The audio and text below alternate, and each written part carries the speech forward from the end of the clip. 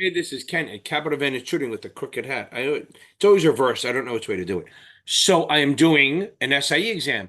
I created the exam. I wrote a lot of feedback I got from people taking the test. I got the style down. So this exam should give you the most correlated action on whether you're going to take the test or not. Meaning that this should give you an idea of the style. You need to be ready. You can't just take this test, go, I pass, and then move on. But it's going to give you an idea of the style of the questions. That's what we're shooting for, because if you know your stuff, you don't want to get kicked out by the, oh my God, the wording's different. You don't want the shock of the wording to happen the day of the test. You want to happen now with me, with the comforting arms, soothing your back, giving you a massage while you're doing it, and telling you to fuck off at the same time. So let's get going. And here we go. SIE exam practice questions. I think I have 75 in here, so this is going to mirror the exam. I'll probably do a little quicker than you would. But let's see what happens. And listen in. What you do is you bring it up, you press pause, try to answer yourself, and then boom, we do it together. Just in my warm little bosom of helping you pass these exams. Okay, a little bright on the green, a lot of colors here. I went a little nuts on the colors. Okay. A bond in US dollars offered in the United Kingdom is called what? Is it a Eurodollar bond, a Eurodollar, an ADR, or a banker's acceptance? Let's cross them out. So it's not a banker's acceptance because that's for foreign trade between import and export. It's not an ADR because that's foreign securities trading here, right? Like a US bank, the branch in another country buys shares in Nestle and then sells those shares in a package in the US. That's not this.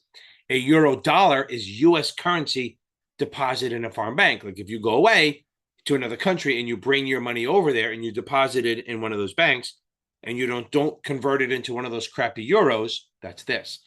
So a Eurodollar bond is the answer. A Eurodollar bond is like when Apple issues a bond in London or Germany or wherever it is, and it actually is denominated in the US currency. So the people over there have currency risk. But it's a way for me as a company to issue bonds without it having to register with the SEC because it's in another country. So the answer is A. A retired customer who lives on income from his investments is interested in investing in MBS, mortgage-backed securities. It incurs, I guess that's the word I'm using. Incurs, I guess, who knows? Which of the following risks, I think it sounds right, but I don't know if it's written right. Incurs which of the following risks if rates fall? The customer will have greater risk, greater return of principal. The mortgage holder will default and result in lost principal. No. Properties will decline, meaning lower market price. No. Prepayment risk. Remember, mortgage-backed security, prepayment risk. Prepayment risk, mortgage-backed securities. There's two main risks with MBSs. And remember, don't confuse mortgage bond with mortgage-backed security. Mortgage bonds are bonds backed by property. Mortgage-backed securities are bonds where they flow through income from people paying their mortgages. So the biggest risk is that if rates drop, people refinance. That's not happening now because they're jacking their rates up like crazy. But if the rates start going down in 2023 or 2024, you will have some prepayment risk on mortgage-backed securities that were issued now. Okay. So prepayment risk and extension. Prepayment risk is a risk that refinance. Extension risk is that they don't refinance and you're stuck in this mortgage as rates are going up. That's happening now. Customer owns a callable corporate bond. It matures in 20 years. Rising interest rates affect. Okay, so if we know this, right? Rates go up, prices go down. So interest paid by the bond, no, that's fucking set, right? And when you buy a bond, your yield to call is set, your yield to maturity is set, and the interest you're getting is set. Because when we issue a bond, if we issue a 5% bond, it pays $50 a year no matter what. If we issue an 8% bond, it pays $80 a year no matter what, every year, unless it defaults. So the answer here is market price. Rates go up, market price goes down. That's interest rate risk. And remember, long-term bonds move more than short-term bonds. Long and low, baby. Long and low. So the answer is B. Broker-dealers acting in a principal transaction in which two words are associated? Okay, so a Roman numeral. I'm a bastard for doing this. Okay, so which two words are associated? So remember the acronym ABC, right? Agent, broker, commission. Okay, ABC, agent, broker, commission, go together. And then PDM, principal dealer markup. We can even add in a little I, PIDM, principal, inventory, dealer, markup, markdown. Even if you see the word markup maker, that falls under that. So the answer here, since it's a principal transaction, is going to be 1 and 4, markup and dealer. Boom, baby, boom, 1 and 4. That's a bright one. Wake your ass up. If a customer owns cumulative preferred stock, which statement is true? Ability to convert and get dividends? No. Ability to convert, I guess that'd be almost convertible, right? You convert and get the dividends from the stock, but that's not this. Ability to convert and accumulate as the stock goes up. Okay, I mean, that's kind of convertible too, so that's not the answer. Owed missed dividends for this year. Well, that's just normal. Owed missed dividends for all years, right? So cumulative means that if they miss a dividend, previous years or other ones, they still owe that. Even if you're in a new year, they owe it. Regular preferred doesn't owe that shit, right? If they miss 2020, they should pay the 2020 and 21, but don't have to. But if it's cumulative, they sort of have to, because then they can't pay the common until they're all caught up. Okay, I love it. So the answer is D, in case I didn't say. MSRB rules prohibit a securities dealer from engaging in which activity when dealing with investment companies? Okay, so that's if you're dealing with a mutual fund as a trader, what can you not do? Okay, well, you can sell revenue bonds. You can do that. That's not a problem. You can hire an officer without notifying the investment company. Sure, they don't need to know who you're hiring, right? Even if you're poaching from them, who cares? Entering a pre-sale order for investment company for new issues, that happens all the time, right? Munis, right? So remember a PGDM, pre-sale group, designated member. When there's a new issue muni, it's pre-sale orders, then group, then designated member. Probably not so much on the SIE, but it is a thing. So here's the deal. Soliciting muni business from an investment company based on sales of shares of the mutual fund. That's a big no-no. What that means is that you're the sales trader. You call up the mutual fund or investment company and say, hey, give me some business. Okay, give me some business and I'll get some clients to invest in you. That's quid pro quo, not a thing. I'm not a big fan of Latin, and it's hard to say. Quid pro quo, you can't really say it fast. So you can't solicit muni business from the investment company based on shares of the mutual fund. That's not okay. So the answer is B as in boy. Oh, that's bright. Burn my eyes. Registered, I really should have thought this out. Registered rep who is in possession of material non-public info can disclose to who? Okay. The officer in the compliance department. Okay. The attorney who has clients that will benefit. Ooh, that's going to jail. Research department so they can prepare an accurate report. That sounds okay. An institution or customer's own stock. Well, that would be bad. So the answer is actually A. You can tell your compliance department or supervisor. You can't tell anyone. Material non-public info is not to be shared. You tell your compliance officer, you tell the supervisor, or you shut the hell up and don't tell anyone.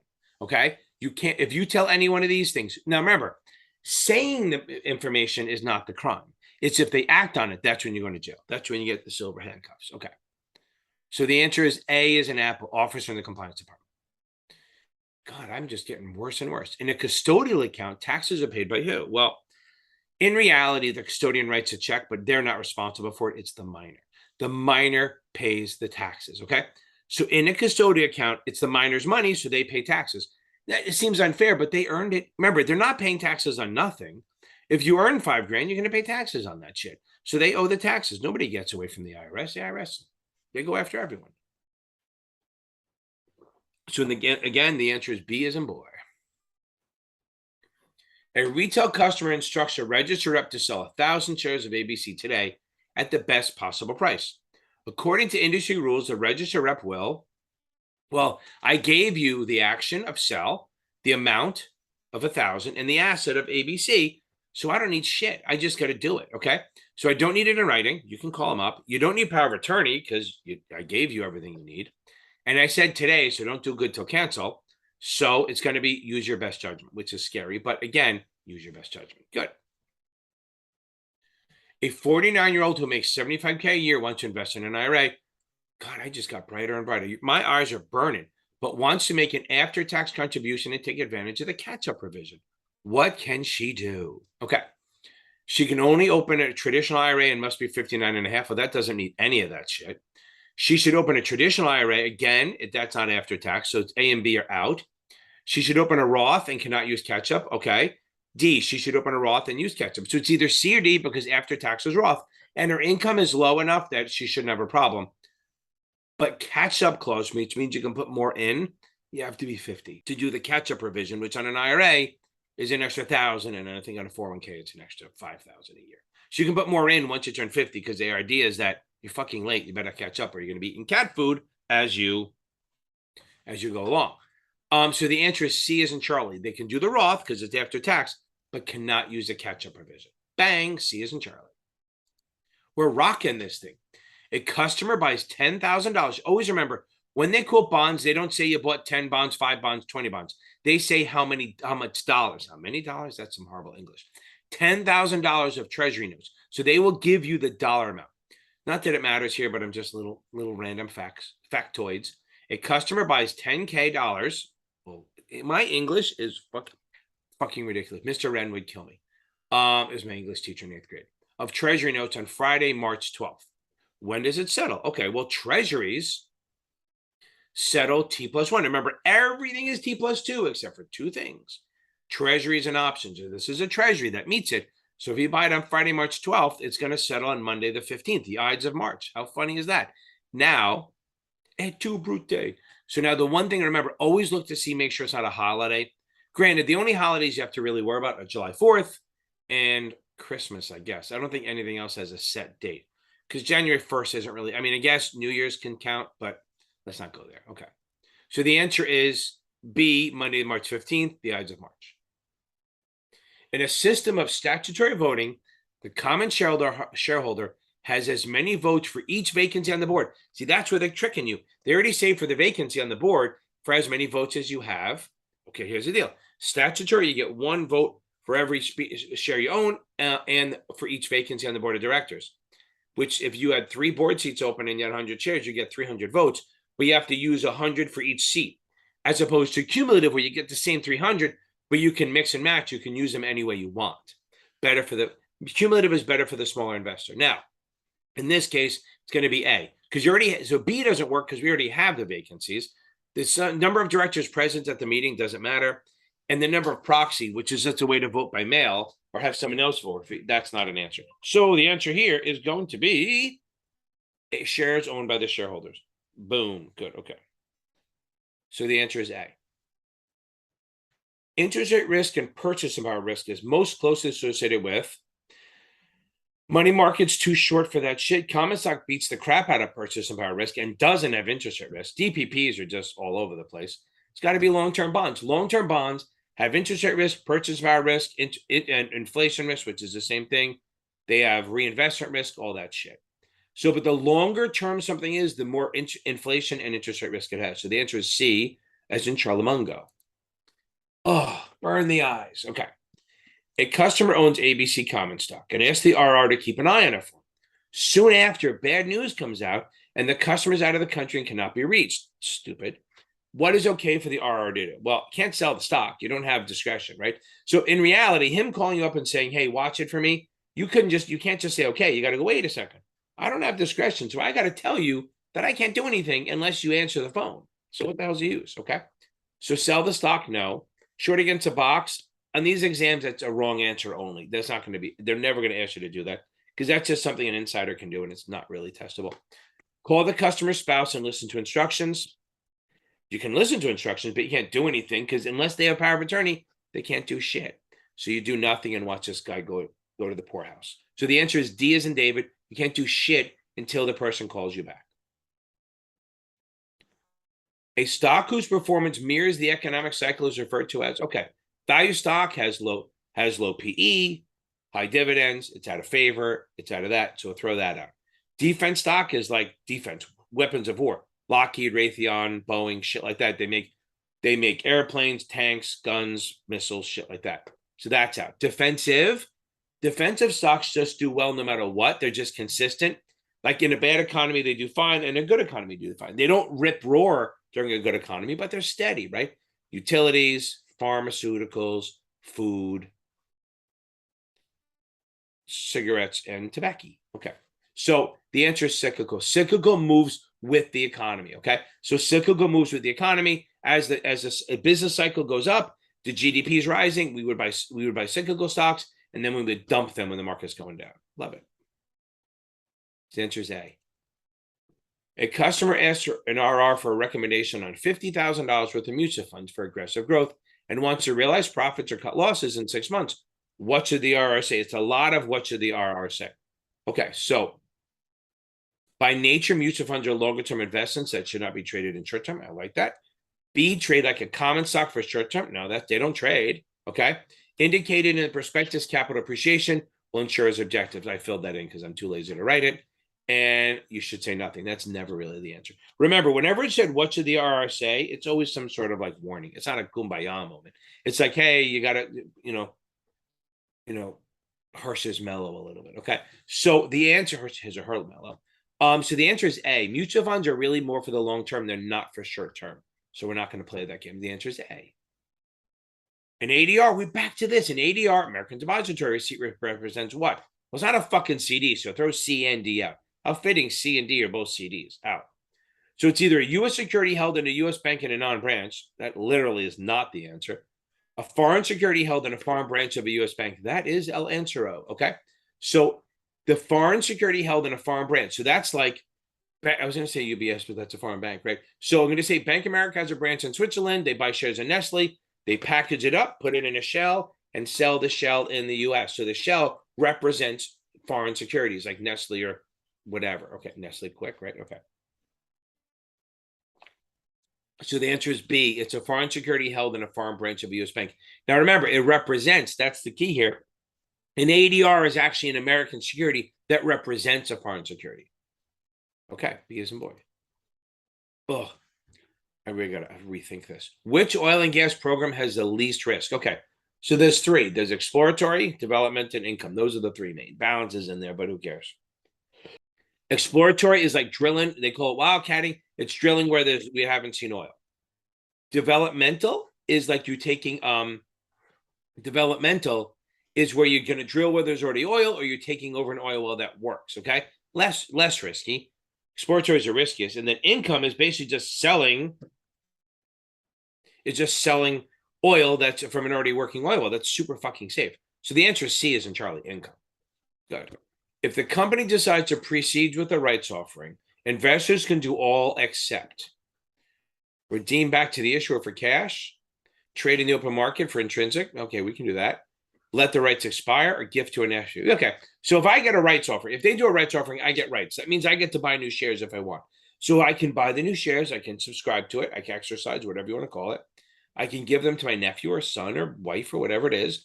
I can let them expire. That's fucking stupid, but I can. And I can sell them. But I can't give them back to the company. So you cannot redeem them back for cash. Remember that.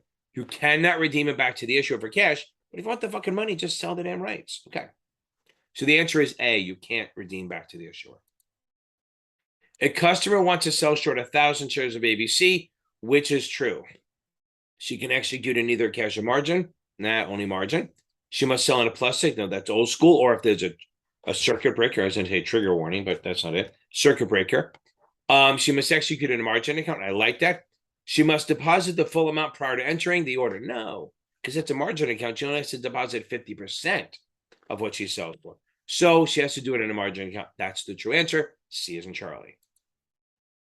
Which date is your earliest on a timeline? We got this. DERP, baby, DERP. Declaration X, record payable, DERP. So the answer C is in Charlie. Remember, declaration is the day we announce it. Record day is the day you have to be an owner of record, which means you have to buy 2 fucking days before that because it takes 2 days to settle.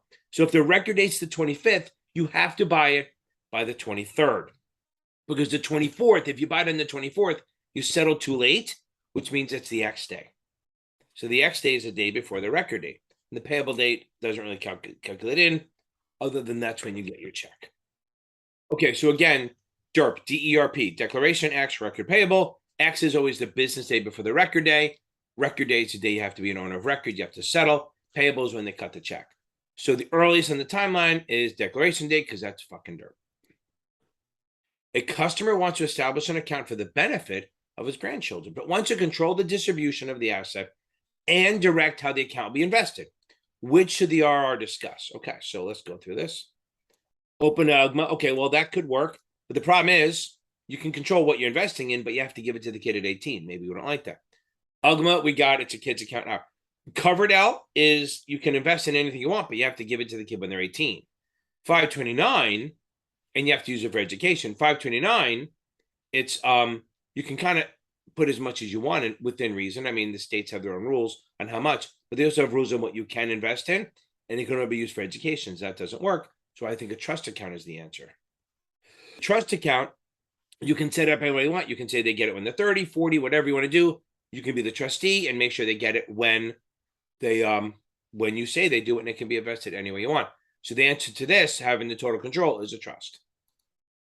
Preferred stock that reflects the value of common stock is called, okay, it's not adjustable. That's just adjustable rate that avoids interest rate risk. Participating means they do better. If we have a good year, they bump the dividend up. That doesn't work. I mean, we can say that, but I don't think it's the best answer. Cumulative just means they make up the past dividends. So I'm going to say convertible, because convertible, since it converts into stock, it will match the price of the stock almost all the time. Okay. And by the way, if you're ever not sure and convertible's in the choice, just fucking take convertible. It's right way more than it isn't. Oh, cute pink. Is that pink? I don't even know. Mauve. I don't know what fucking idea what color it is. A customer wants to invest in muni bonds and minimize price volatility, which is the best. Remember, long and low, baby, long and low. If you guys pick zero coupon, get off this video right now and hang up. Zero coupons move the most. Remember, the lower the coupon, the deeper the discount, the more the bond will fluctuate. Zeros move the most. So A is out, discount bond is out, so it's between the B and D. So the answer is VRDO. VRDOs have no interest rate risk because remember, they adjust with the rate. So if you have a 5% VRDO, rates go to 7, well, then the VRDO goes to 7. If rates go to 4, it goes to 4. So it's always where at current, and it has a demand obligation, which means it has what embedded put option, which means you can sell it back to the issuer anytime you want at par. So there's no interest rate risk. I love it. Got to put some cough medicine in or I'm going to die. So the answer is B. You'll probably hear the clicking now. It'll be annoying, but we'll live. So the best answer here is a VRDO. B. What is a current yield on an 8.5% U.S. Treasury bond trading at 101 and -25? So remember, if you see a decimal or dash, it's always a Treasury, which means 25, 30 seconds. So I'm going to do the handy dandy here. Take out the calculator. Going to go 85, right? Okay. I'm going to do 85. Well, first I have to do this. 25 divided by 32 is 0.781. And then I just hit plus 101. That gives me 101.78, which is the price, the quote. So I'm going to do 85 or 8.5 divided by 101.781. And that gives me a 8.35%. So again, 25 divided by 32, right? I can't even draw on this, right? So I think I can. I don't like to do that because it ruins the test, ruins the mojo. But if I do 25 divided by 32, that equals 0.781. Then on the calculator, I add the 101 to it. So I go, hope this works. I'll move it over. So now I have 101. And then to get my current yield, 8.5 divided by 101.781. And that gives me 8.35. Now, what's interesting is one of my friends, Greg, he always told me when I use this, if you want current yield, what does current have? Current is amps, right? Current has, if you have a current, you have an amp. AMP, remember AMP, annual over market price. That's always a current, right? AMP, AMP. And you have amps because you have a current yield, baby. I love it. Awesome. So the answer is 8.35. Okay. A register rep overhears that a research analyst is issuing a strong buy recommendation on a particular stock this afternoon. Register rep immediately buys a stock in another firm in his own account. What is this called? Well, churning is excessive trading. No. Free riding is when you buy stock and don't sell it, and you buy stock and sell it and don't pay for it. That's a no-no, and they freeze your account. Selling away is when you do shit away from your broker dealer. That's interesting. It could be, but they didn't say it was an undisclosed broker account. So the answer is front running. You're front running, you're basically trading ahead of a custom order. The answer is D as in David. All of the following statements about commercial paper are true except, okay. It is exempt for registration. Well, that's true because usually if it's 270 or less, it's exempt. It represents a secured promissory note. We'll come back to that. It's issued at a discount, right? It is a zero coupon. You buy it at like $9.90 and it matures at par, 250 days later. And is negotiated money market. It is a money market and negotiated means tradable. So I'm going to say the answer is secured promissory note because a commercial paper is an unsecured promissory note. The answer is B as in baby. Okay, good. Okay.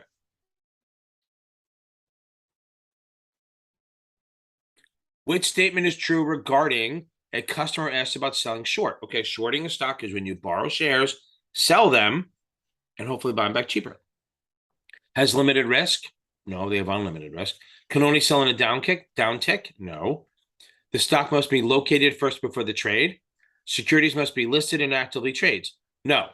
The answer is this. So if you're going to sell short, Reg Show requires that if you're going to sell stock short, you have to get a borrow or a locate before you do it. Now, technically, if it's on the easy to borrow list, it's okay too, because it means the company has so many freaking shares, it doesn't matter. They'll deliver. But before you sell short, you either have to get a locate or a borrow. Usually that's a broker-dealer's problem, but if you're a big-ass company, like a hedge fund or a trading firm, you might get the borrow yourself because you might get a better rate. So the answer is C as in Charlie. Before you sell short, you have to make sure that it's either located or borrowed ahead of time. In a deflationary economy, the security with the least amount of protection, usually deflationary means the market's hitting the skids, right? We're not doing well. So common stock's probably going down. Preferred is going to be pretty good because remember, if you're getting a fixed income, anything that's paying you a fixed price and the rates are and the price of the cost of goods is going down, those things get stronger. So B, C, and D are all fixed income. They do better. Common stock does bad in a deflationary economy. They do well in a slightly inflationary, but they don't do great in a super inflationary. Common stock is bad. The answer is A. Okay. Because in a deflationary economy, which isn't really a thing, fixed income is great because your money's worth more and more every year. Zero coupon bonds are called exempt because they are exempt from. Now, here's the thing. Doesn't mean zero coupon. You have to read into this. Zero coupons are not exempt in general, but they're saying blank. If blank is called exempt, it's because they're exempt from what? It could be anything. Remember this. You can't be exempt from a risk. You can't be exempt from a risk. So the answer is obviously registration. You can only be exempt from two things, registration or taxes.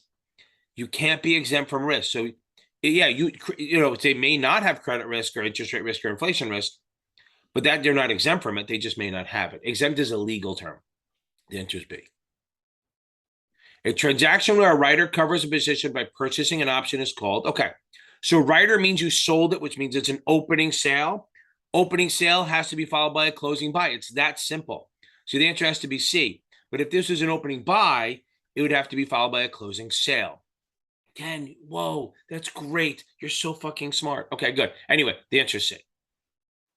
Who said that? Customer wants to open a new account for options trading. Another option question. Woof. When must the RR have customers signed options agreement with the principal? Okay, when it's open? No. Before the options trade? No. Within 15 days of the account opening? Maybe. At or prior to the settlement. It's C as in Charlie, because remember, date 15, baby, date 15. D, disclosure. A, approval. T, trade. O, options agreement 15 days later. Date 15. Boom, boom, boom. Okay. Anyway, the answer is C. Now, if this said option disclosure doc, it'll be before approval. And yeah, I think that works. Which of the following parties have the lowest priority in a liquidation of a limited partnership? You may get this. Always remember, secured, unsecured, LPGP. Secured is always first, then unsecured is always next. And in a limited partnership, it's limited partner, then GP. Because general partners have the most risk, okay? They have the high risk in this. That's much like liquidation in a stock, right?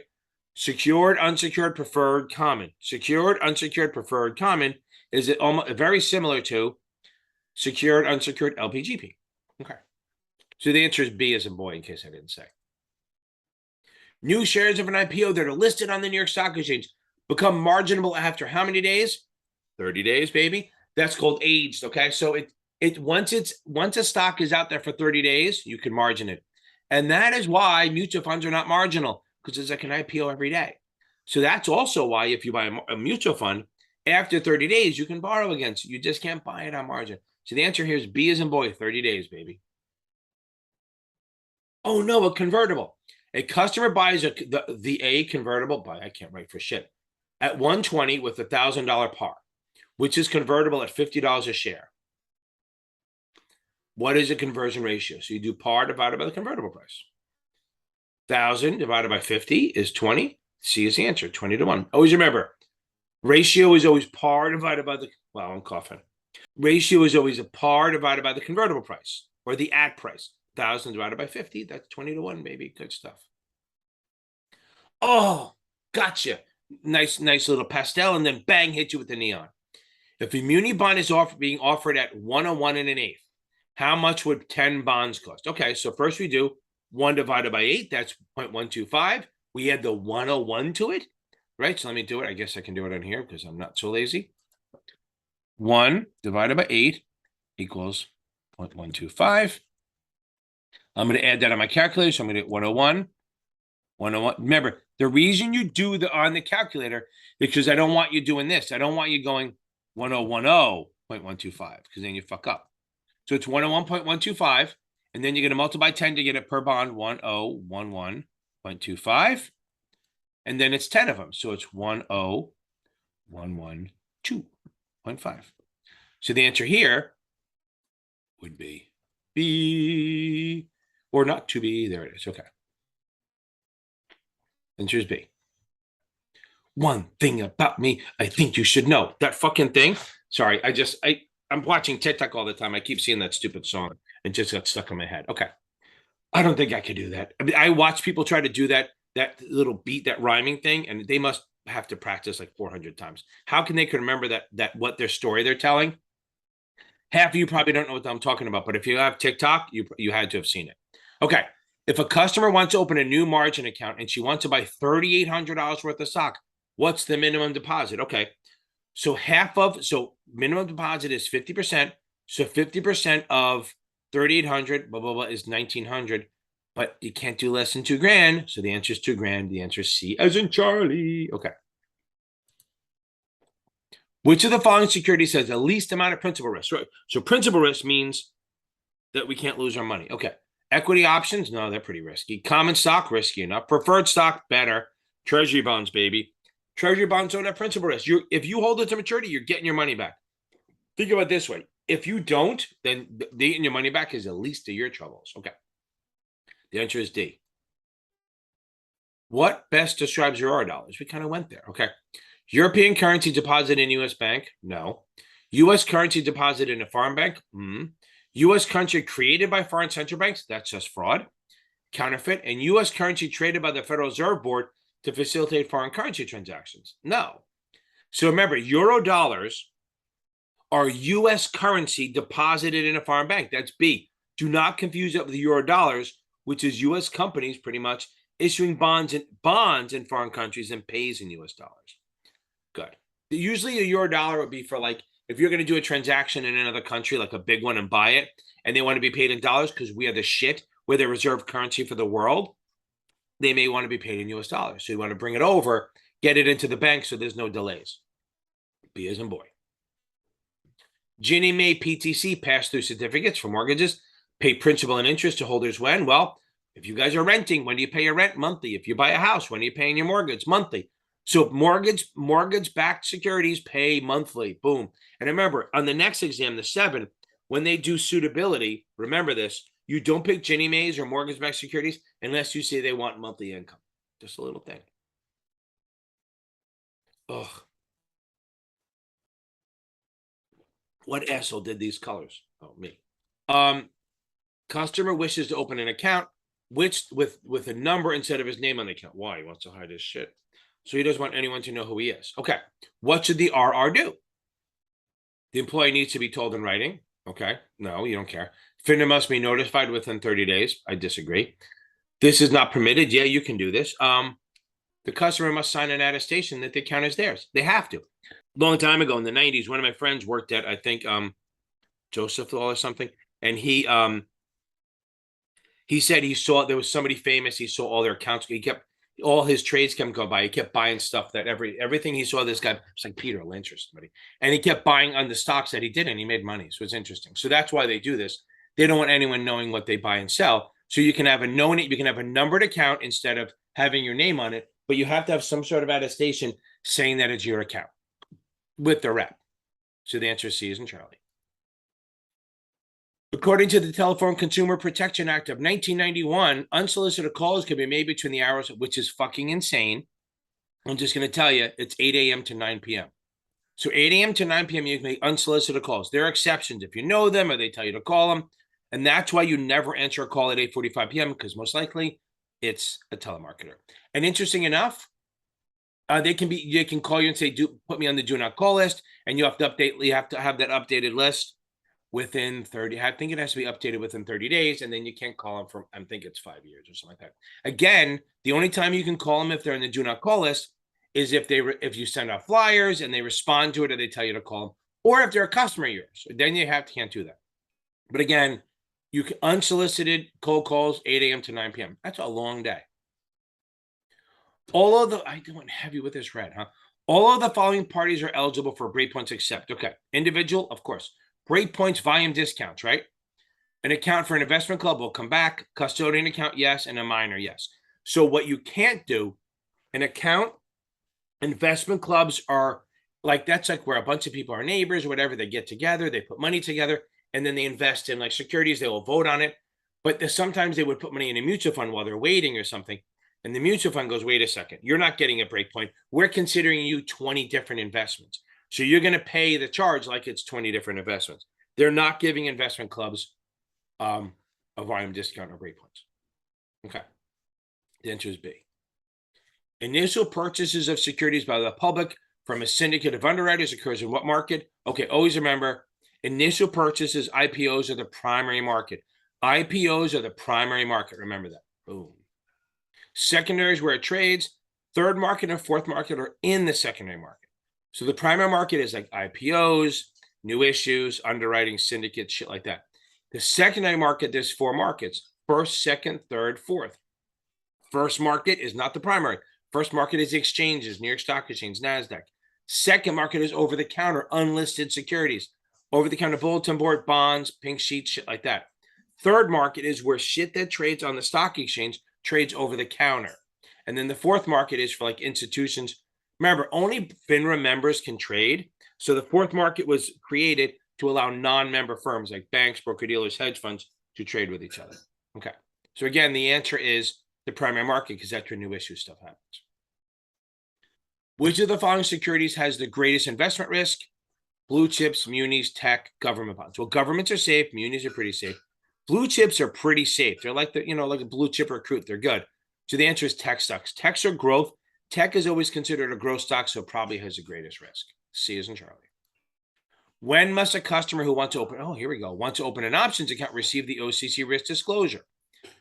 Same time as hypothecation. Well, you don't need that hypothecation. That's margin. Upon settlement, no. Within 15 days, no. That would be closer to the options agreement. At or prior to improvement, to approval. Remember, date 15, disclosure, then approval, then trade, and options agreement. So the OCC risk disclosure doc just lists it's written by the OCC, the Options Clearing Corporation, explains all the risks and all that of options. That has to be given before it's approved so that they can say they read it.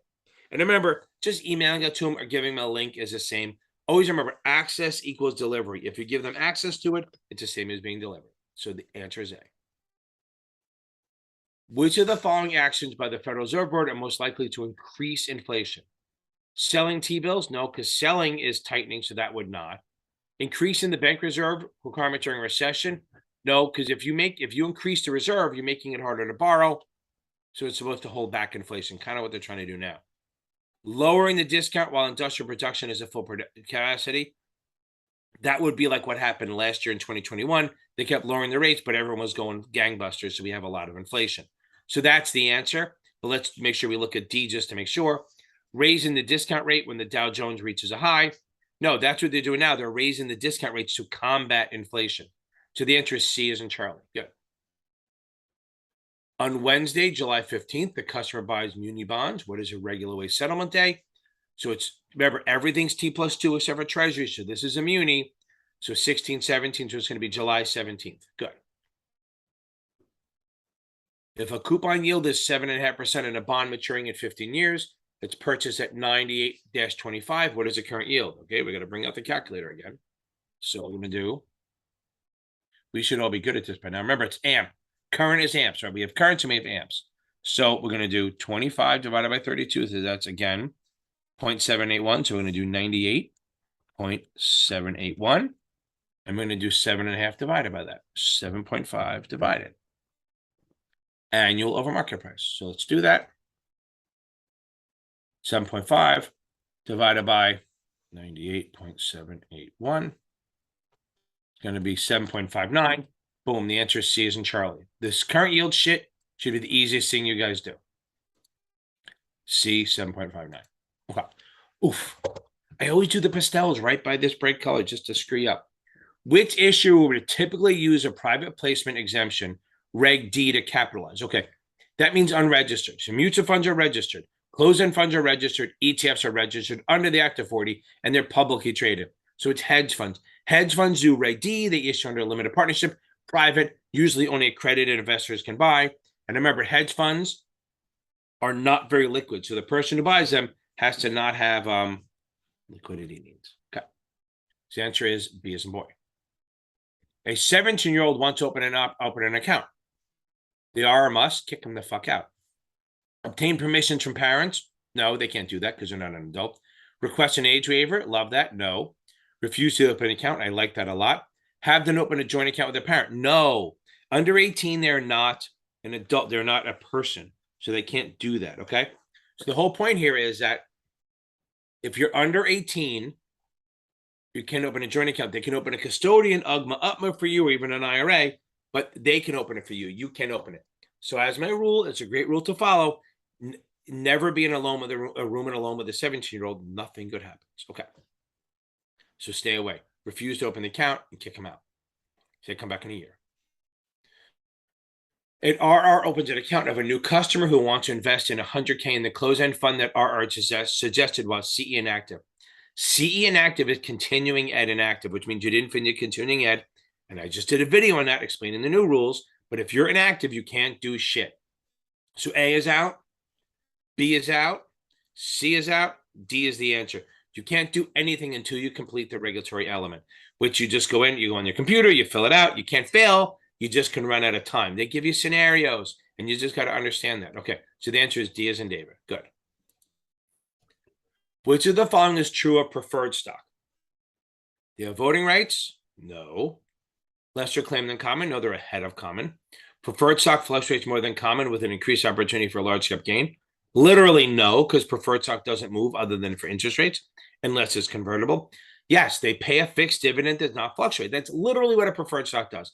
They pay a fixed dividend, does not fluctuate. So the answer is D as in David. Good. Call protection is most valuable to a bondholder if interest rates are. Call protection is most valuable to a bondholder if interest rates are falling. Because call protection is, remember, call protection is good for the investor. Call provisions are good for the investor, for the issuer. So again, I'll say this again. Call protection is good for the investor.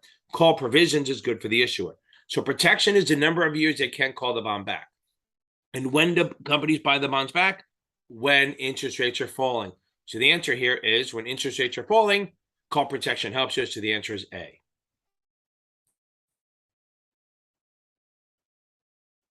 Okay, so again, the answer is A. Rates are falling. Now on the FINRA practice exam, they go when prices are rising, which is the same thing. Interest rates go down, prices go up. So it's a tricky question. Pay attention, take your time.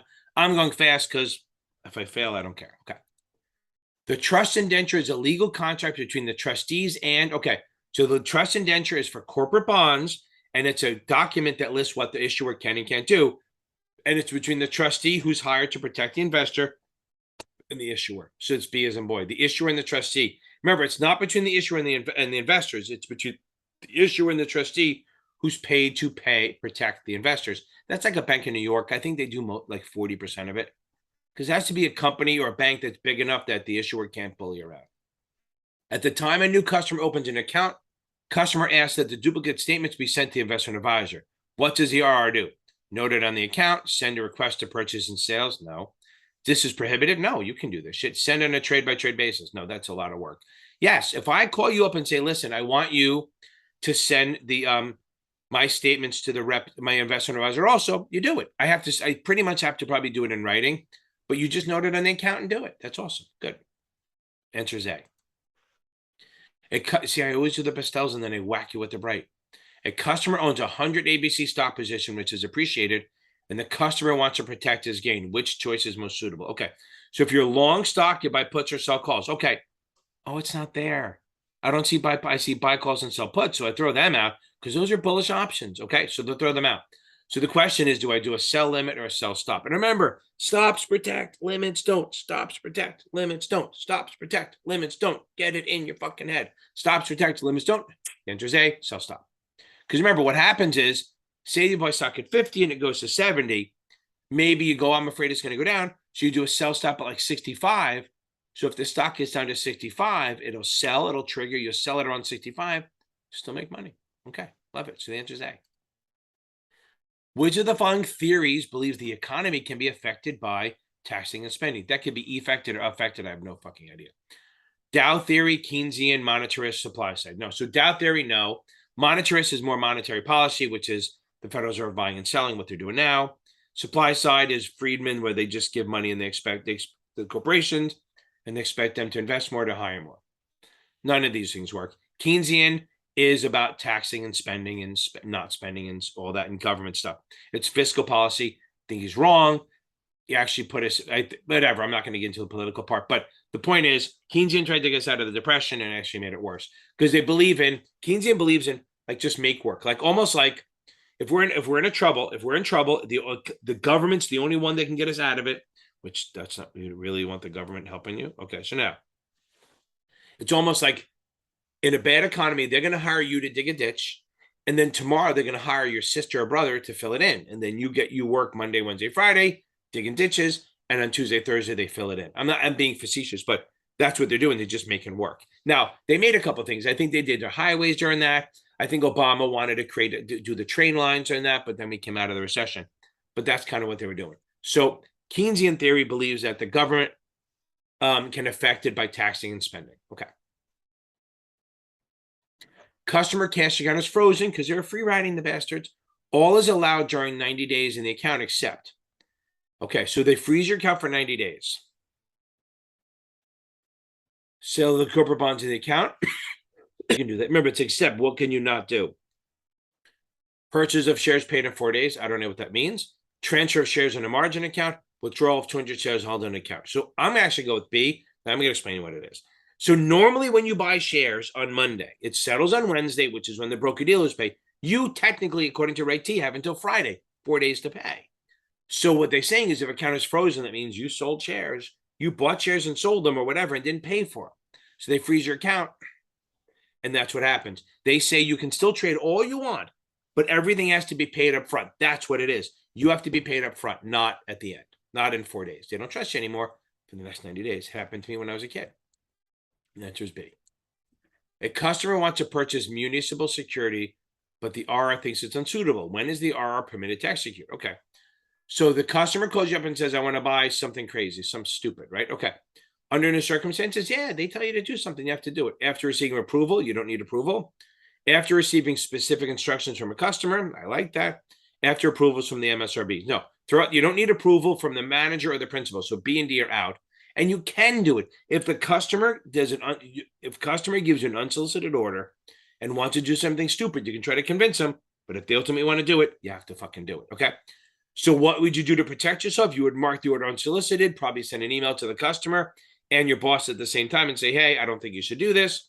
So then in 6 months, when they take it arbitration, regardless, you have some backup. The answer is C as in Charlie. Little R's, I should have fixed it. Which of the following customer accounts should the RR report to the supervisor?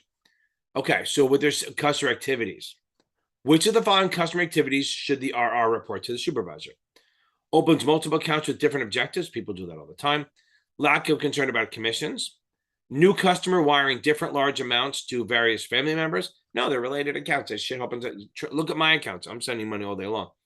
Customers show reluctance to provide email address. No, some people don't want to give that out. The answer is lack of concern about commissions. If they don't care about commissions, then they might be just laundering money to put it in there and wire it out and close accounts and open them and move them all over. But again, usually people jump on C because they go wiring, but it's wiring to unrelated accounts like money laundering. You put the money in, you try to wire it around the world so they can't track it, and then you take the money out. It's clean money. And remember, the best time to find AML activities or money laundering activities, not AML. The best time to find money laundering activities, let me try that again. The best time to catch money launderers is during placement when they're putting the money in. Okay. So it's placement and then layering is creating the distance. and then integration.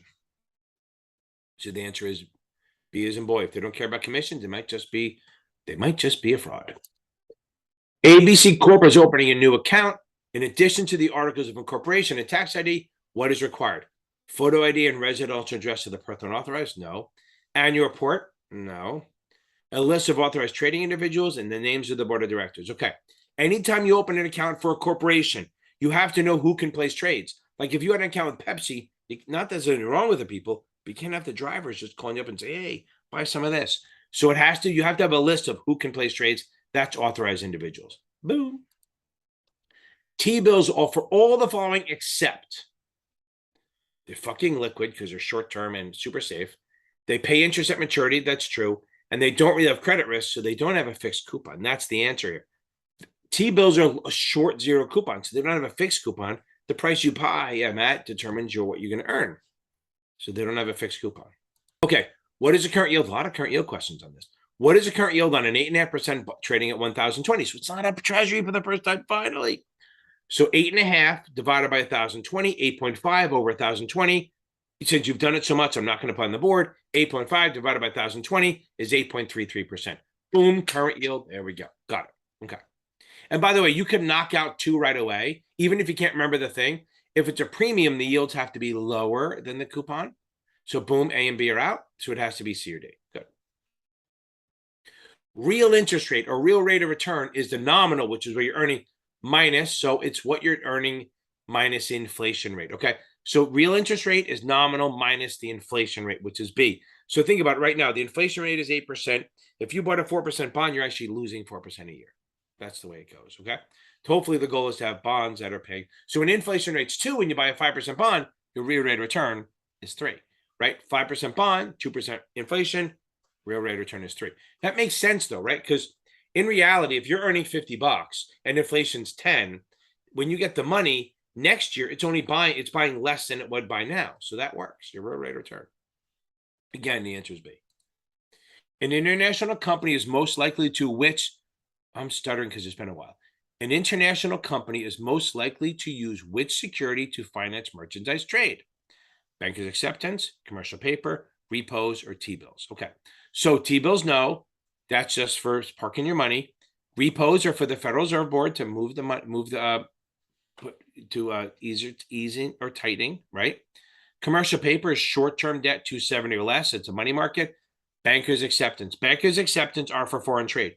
So if I'm an exporter in Japan and you're an importer in San Francisco, we agree to do $20 million worth of cars, okay? I'm not sending the cars until you send me the money, and you're not sending me the money until I sell the cars. So we have kind of a Mexican standoff here, right? Although I read that a Mexican standoff is really 3 people, but whatever. Okay, so now, what do we do? So we do is you take your money and you put it in a bank, and I get a piece of paper that says, hey, there's $20 million earmarked for you that you're going to get in like 6 weeks when the cars show up. So I feel safe knowing the money's there. I send the cars. Do I want to wait 6 weeks for this fucking thing to mature? No.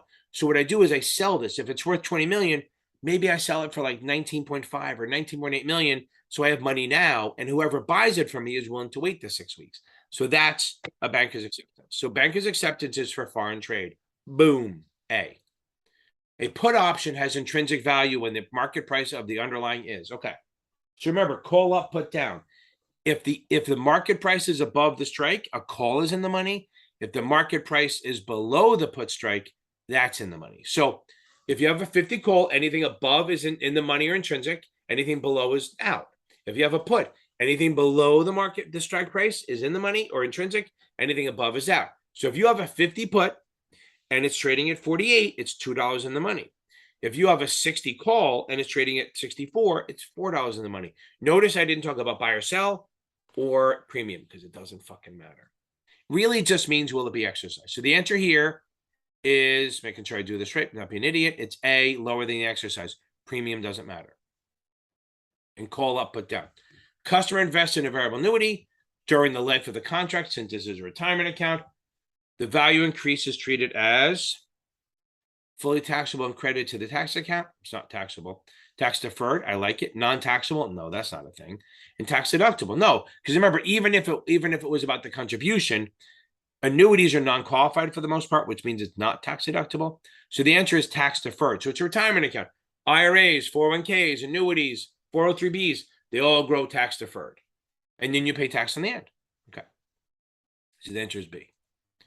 A limited time offer for another company, usually above the current market price, is kind of like not exactly what Elon Musk did, but we made an offer to buy the company. But I'm going to say it so it makes.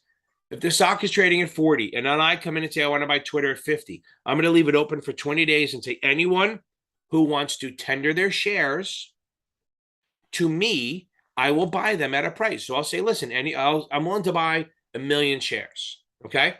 Now I'm willing to buy 1 million shares in a tender offer as long as I get at least 800,000. I'll buy up to 1 million, but I want at least 800 grand. So this way, if only 700,000 tender into me, I don't do the deal. I want 800,000, but I'll buy up to 1 million. So once we get to 800,000, or what did I say, whatever it is, 800,000, we'll buy them. But then once it gets to 1 million, we stop buying. But anyone who tenders, what they do is if more than 1 million people tender, they don't just cut them off. They kind of do a prorated where everyone gets a portion of what they wanted to sold. But it doesn't freaking matter because if there's a tender offer, the stock's going to be trading around the tender offer price anyway. So the answer here is a tender offer. Equity option, that's not a thing. Well, it's not on this. Tender offer is if the stock's trading at 40, someone like Elon Musk or somebody comes in and offers to buy it at a higher price, okay? And then they tender it. A leveraged buyout is when you're borrowing money usually using the target's asset to take it over. So let's say I wanted to take over STC. I would go to a bank and say, listen, STC is worth $20 million. I want to borrow $20 million from the bank based on their assets and take them over. Okay, risky. Private placement is when they're selling in a private placement to accredited investors, Reg D, shit like that.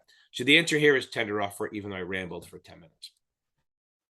Which of the following terms describes the treasury stock of a corporation? Okay, so treasury stock is issued minus treasury. So treasury is when they issue it and then buy some back.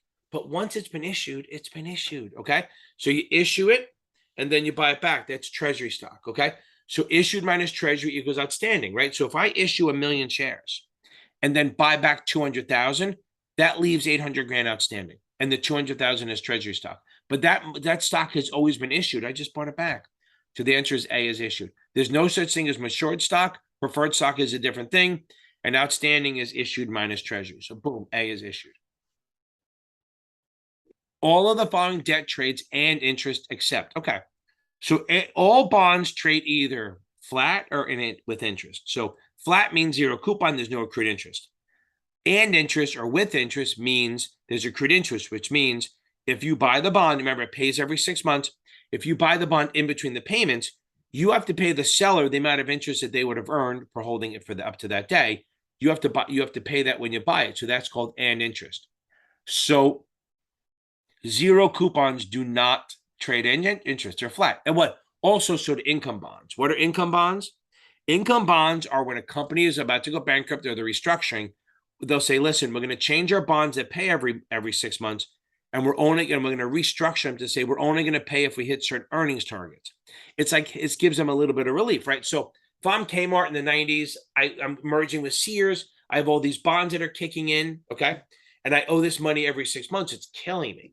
So I restructured to say, listen, we're not going to pay you anymore unless we hit like $4 a share, $5 a share, whatever it is of earnings, then we'll pay you. So we'll only pay you when we hit certain income thresholds. That's called adjustment or income bond. I know that's kind of off on this, but those are trading flat because they're not paying. So an income bond or adjustment bond are kind of risky. So remember this, income funds are good, income bonds are bad, okay? That should help a little bit. But again, on this, an income bond or a zero coupon is flat, means it doesn't trade at interest. So a treasury bond absolutely pays a coupon. A corporate bond most likely pays a coupon. A geo bond most likely pays a coupon. So the answer is treasury bills. So what things are flat, then not at interest? T-bills, commercial paper, a lot of the money markets, strips, treasury receipts, and income bonds. Okay. So again, the answer is C because they trade flat and they're a zero coupon. Love it. Over a long period of time, which will be the biggest risk to a AAA insured zero coupon? So remember, AAA is the shit, right? AAA means they have basically zero credit risk. So the A is out. Well, that's probably not the answer. And insured, so that's double E's thing. Zero coupon. So AAA rated zero coupon. It trades flat, which means it does not have reinvestment risk because there's nothing to reinvest. AAA insured means that they're super safe. And remember, the safer something is, the more liquid it is. So credit risk it doesn't have, reinvestment risk it doesn't have, liquidity risk it doesn't have. Inflation is the game, baby. Inflation is the shit. Because remember, the safer something is, the lower the coupon is. So and that means inflation will affect it. So the answer is D, is inflation. The RR places an order for the stock to purchase at the market. Immediately after placing the order, notices, shit, I put it in the wrong account. What can I do? Hurry up and change it. Nope. First, I sell from the wrong account to buy in the right. No, that would be bad. Obtain approvals for operations to adjust. Can do nothing, adjust right away. So I can't do nothing. I put it on the wrong fucking account. And I can't adjust it because I need permission. So the answer is B. I have to obtain approvals from my principal so that operations can adjust and do a cancel rebill. So it's not a big deal. I just put the account, like maybe I transpose an X versus a G or something like that. They're not even close. X versus a K. And I just got to change it, but I have to have a principal. I can't do it on my own. Much like an error account, if you have an error or this, you have to get principal approval to do anything. Boom. So the answer is B as in boy. If a company decides to proceed with the rights offering, all are true except, okay. So start. Can you give it as a gift? Yes. Is it a short-term security? Yes. Is it issued with intrinsic value? Yes, because it's issued below. Unlike a warrant, it's issued with no intrinsic. A right is issued with intrinsic because you get it below. You can buy it below where it's trading. So A, B, C, and D are all correct. So A is like a warrant. A exercise price above the market price would not work because they're letting you buy the shares for a discount to keep your percentage ownership. So A is the answer. Exercise price above the market price is not a thing. Boom, 74. Okay, last one. A front end, we end on a hard one. A front end sales load on a Class A share is 5.75%. Customer invents 1,000. How much is invested in the fund? Remember, so the $1,000 you invest is what you're putting in. The sales charge comes out of the 1,000. So you're going to do 5.75% of 1,000, which on your handy dandy calculator works out to be $57.50. And then you subtract that from the 1,000. So you put 1,000 in. You put 1,000 in. You pay the 5.75% sales charge, which is kind of high. And what's left over is at $942.50. And that's what gets invested in the fund. The other shit goes to my Ferrari. Okay? Good. Okay, so that should be the last one. The answer is A. And that is the end of the test. That's awesome. We did it. Okay. Yay, we did it. Okay, 75 questions, and I don't know how long, maybe an hour or two. Hopefully I'm still recording. That would be horrible. Probably an hour or so. I don't waste a lot of time. And I try to go slow. I just can't. So I should tell everyone in the beginning, put it on 0.75 speed and do it. But in reality, you're watching this again. This should give you a good idea of the wording. This is not going to be correlated. It's not like, oh, you passed this, you'll be fine. If you pass this, you know your stuff. But keep doing your stuff. Keep working on this. Remember, join me every Tuesday and Thursday night, live Q&A on YouTube. Plus, we have the SIE Zoom groups every night, all day long, 24/7. And remember, I'll be on there from 8 to 8:30 every Monday, and for the Series 7, 8 to 8:30 on Wednesday. So every Monday, 8 to 8:30 on the Zoom group, I do that. And then every Wednesday, I do the same thing. All free shit, all free stuff. I'm just giving this shit away, okay? Everyone, thank you very much. Wash your hands. And we got this shit, okay? I'll talk to you later. Bye-bye. Oh, don't forget, check me out on TikTok under Blue Collar Finance. I have a Blue Collar Finance podcast, and I have Instagram under Series 7 Whisperer. Have a great night.